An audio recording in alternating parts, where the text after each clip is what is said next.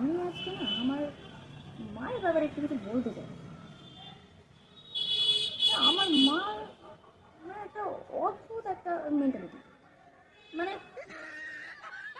এমনভাবে mood swing হয়। আমার মনে হয় এত মুড সুইং হয় না। সত্যি বলছি। কেন জানো তো? বলছি আমি, এই যখন ধরেন গরমকাল থাকে সে সময় কী করে, ফ্যানটাকে বন্ধ করে দেয়।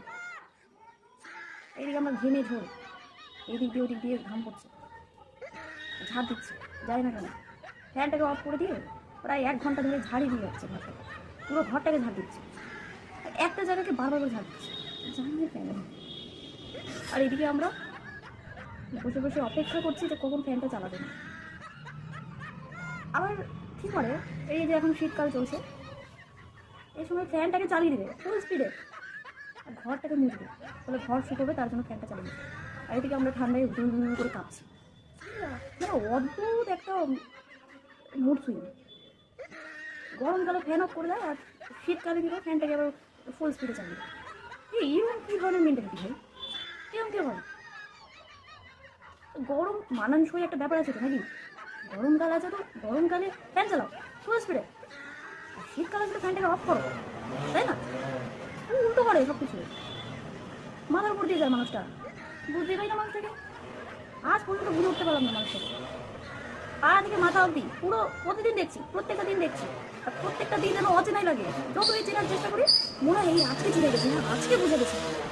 তো আওয়াজ করে এই মানুষগুলো অদ্ভুত সব প্রাণী, মানে এদের সাথে থাকা মানে থাকছি আমি, এটাই মানে অনেক।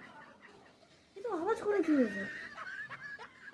আমার কাজে শুধু আওয়াজ করতে হবে, অদ্ভুত সব, খুব মানে বিরক্ত করে। এ বিরক্তকর প্রাণী এইসব। যাই হোক, কোথায় ছিলাম? হ্যাঁ, মা। তো আমার মাকে আমি যত দেখি ততই মনে হয় আমি নতুন করে চিনছি।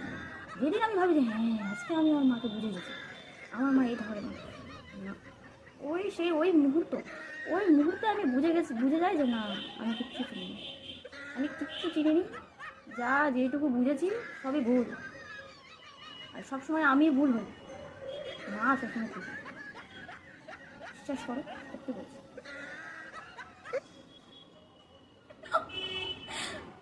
জয় মা। তাই ভাই, সবাই নিজের নিজের মাকে বুঝে ওঠার চেষ্টা করো না, কখনোই বুঝতে পারবে না, ঠিক আছে? বোঝা বুঝা অদ্ভুত প্রাণী, বুঝতে পারবে না, সত্যি বলছি।